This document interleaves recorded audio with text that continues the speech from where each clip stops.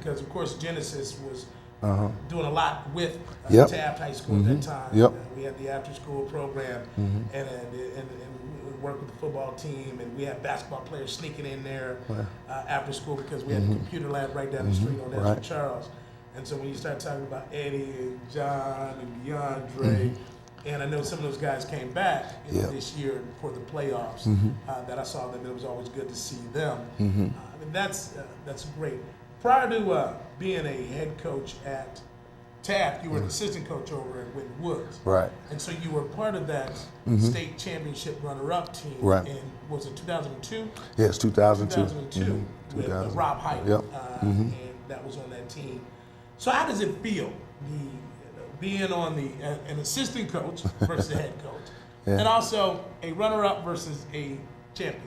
What are those feelings for you? You know what the interesting thing is, I always tell my assistant, I said, that chair to the left is a lot different than that chair to the right. Because that chair to the left, that guy gets fired. The chair to the right, that guy stays around for however long he wants to stay around.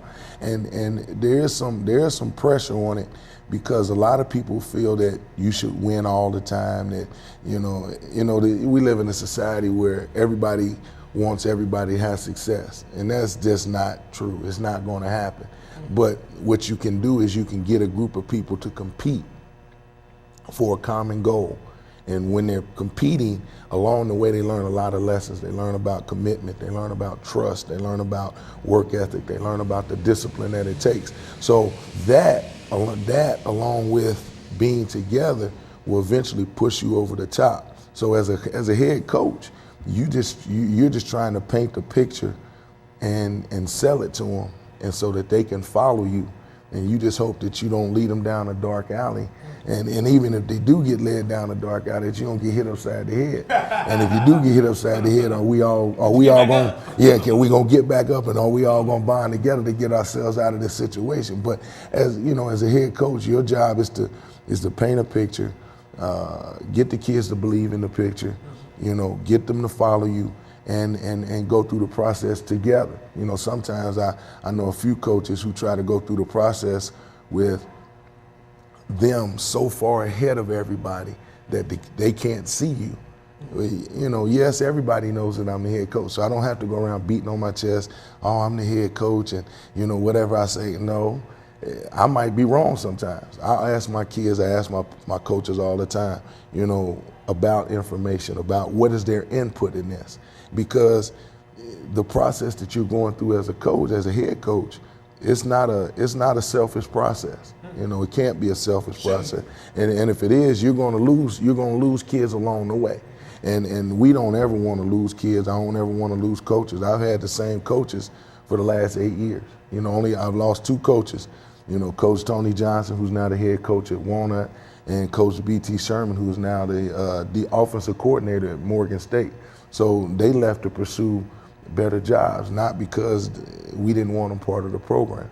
And and Bobby Jones, he left to go be with his son Allen at Winton Woods. So they left for the reasons that wasn't because we were mad at each other. We all liked each other. We all liked the process. But being a head coach and going through that process, sometimes you question yourself. I can't tell you how many nights I stayed up thinking, wow, am I doing things the right way? And then you're human, and you hear a lot of the rumblings in the back. Well, they can't win this, they can't win this, they can't do this. But a lot of people don't realize the process that it goes through. And see, me being a head coach in the situation that I'm in, let's think about it. I'm not only a coach, I'm a father, I'm the aunt, I'm the uncle, I'm the grandmother, grandfather, I'm the taxi cab driver. We the social, we the social worker. We, like I said, I can't tell you, when you look at our team, our makeup this year, everybody looks at that team and says, wow, man, those kids are disciplined, those kids are this, those kids had it. Right now we got 3 kids on our team at some point in time. They were homeless this year. And heck, I had one kid when I first started, I didn't even realize it. He was living on the street for 4 or 5 months in the summer. We didn't even know it. They had no idea. And you know, but you know, people always look at that and say, well, oh, they didn't win this. Man, we lucky to be able to, from where we're at, we were lucky to be able to even get on the bus together at the same time, nonetheless to win a game. Wow. You know, but you know, going through that process, seeing the kids win, because that's where I get off. I love when we have been through something tough, we've got over it together. The first thing I do is I look at the kids' faces, because when you look at their faces, a lot of our kids don't necessarily experience beautiful things every day. So for them to get over a hump, for them, like when we got over the hump against Summit, you know, people said we couldn't win the regional championships and we always lose that game. To watch those kids' faces get over that hump, oh man, it was the greatest thing. You know, it's the greatest thing since sliced bread for me. Because I mean, it was just finally, man, this is something that we accomplished. And then to win the state championship and just watch them, you know, it's like, you know, you come downstairs, you look at the Christmas tree, you see all the stuff underneath the tree, and you just go to 100 different boxes. You don't care if it's yours or not. You just open the boxes because you're so happy and elated that, you know, somebody thought enough of you to give you something.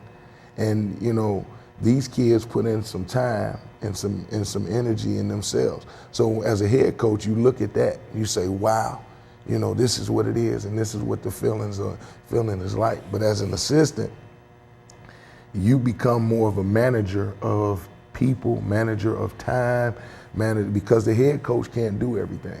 And the head coach has, and you know, even though we lost in 01-02 with Rob Heitnam, even though we lost, you know, as an assistant, you know, I always remember, you know, early in the game we were having some success and everybody was feeling good. But then when Rob got that second foul and he had to go to the bench in the second quarter, you know, we were up 7, but you could kind of see the kids, you know. And so as an assistant, what your job is to pick people up, you know, keep people focused on what we're doing. You know, we're still in the game, we're still winning, we're still, you know, we're not out of this. And as an assistant coach, that's what you kind of end up doing, managing time, managing people, managing emotions.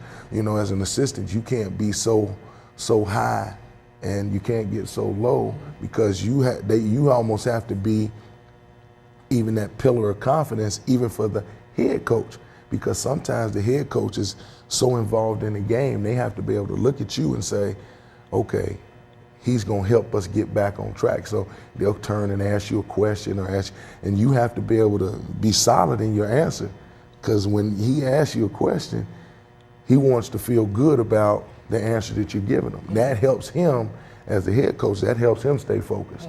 So, you know, that as an assistant, that was I always thought that was my role. As an assistant in that Whitten Woods game, could you have told him to put Rob in a little sooner? Love you to death. I'm still going to argue that with your family and you. Left him out too long. And you know what it is that you don't want to, you as a coach, you really get a feel or a sense in how the game is being officiated. And you have to say, can we get over the hump with him, you know, being out?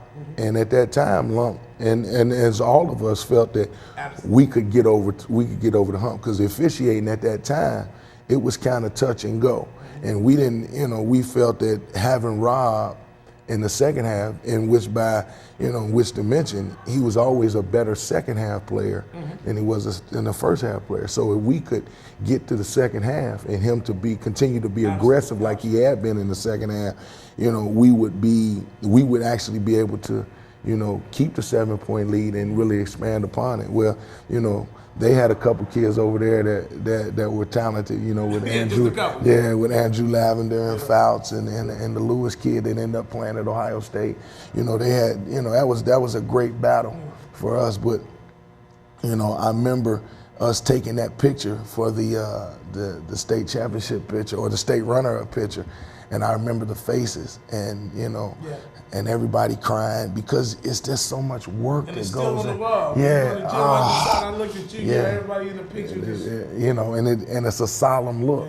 I'm glad now. The good thing is what the state does, they all take the picture before you play the game, before your first game, the state picture. So if you Photoshop the runner up. Right. That's it. And nobody looks sad on the picture. Man, but those are the emotions that go through as, being a runner up and being an assistant and the things that you have to do as a head coach on both ends. But, I just felt I was so happy last Saturday when we won that, I guess for all the wrong reasons. People say you should, this is your time, you should be really. At that point in time, it wasn't about me. It was not about me. Everybody run around and they say, well, man, Coach missed this, that, and the other. Man, those kids, they still had to buy into what I was selling. They could have still been, the knucklehead kids that didn't trust me, that didn't believe in me, but no, they didn't. Yeah. They bought in. So everything, all the claps, all the accolades, all the pats on the back, all that goes to them. It doesn't go to me. And the last thing, the best thing, is this downtown area. Taft is one of the last neighborhood schools. And for those kids, we were in the opening day parade. And when those kids walked past down the street here on Race, in their hood, oh my God, you should have seen the people. I couldn't believe it. It was an older lady. She came out and she hugged those kids. Thank you so much. Taft, thanks for bringing the championship here. That lets everybody know that there is something good down here. Absolutely. There is something. There's crime everywhere. Not just down here, but down here there is something good. And I'm glad that those kids could demonstrate that and give the people in the inner city down here in the West End, a great feeling of success. Was there a point, at any point, particularly after the regional championship, your Final Four, was there ever a point that you feared losing the game? Was there any of that emotion that was inside, that was bubbling up, where you actually had a fear or an anxiety? There had to be some of that. There always is. I know going into that regional final game, I felt that, Summit is a very good team, but what I felt was, because we had been to this point a couple times in my career, and these particular kids had been to this point the year before and lost in overtime, I didn't feel like they were going to be denied, but I knew Summit was going to do what they needed to do to win the game, and they came out and they played a really good game. I know early on we had a chance to really put some nails in the coffin, and we didn't close the door. And Summit, they hung around, and when they end up taking the lead, I said to myself, this can't be happening again. But what in years past, I would panic and kind of get out of get away from some of the things that we were doing that were providing us some success. This year I didn't panic. We came right back down. We got a bucket inside.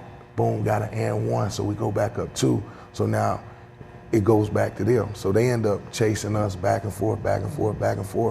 And and then down the stretch, we made a defensive adjustment that caused them to struggle a little bit, and we got a steal deflection, to kind of seal the deal. But at that instance, you start to think, you say, oh my goodness, I thought this year was going to be different, and then what did I do? What did I do to deserve this? You always start to second guess yourself. You start to beat yourself up. But this year I didn't do that. This year I stayed focused on that next possession. And the kids knew what to do. And that told me that all the work that we had done in practice, all the preparation that we done in practice, and all the trust that I showed in them, because most guys call the timeout. I didn't call the timeout in that situation. They came down. Yeah, they came right back down, executed a set, got the ball where it needed to get, got an and one. And, and that's just me trusting the kids and the kids believing in the system. And then in the region, and then in the semifinal game against Afrocentric, we were playing well. And then all of a sudden, we were playing so well that we come out in the second half and, we forget that we have to win this game to get to the state championship. And it was like, whoa, wait a minute. And I said to myself, no, we didn't drop the ball up here. We came up here, played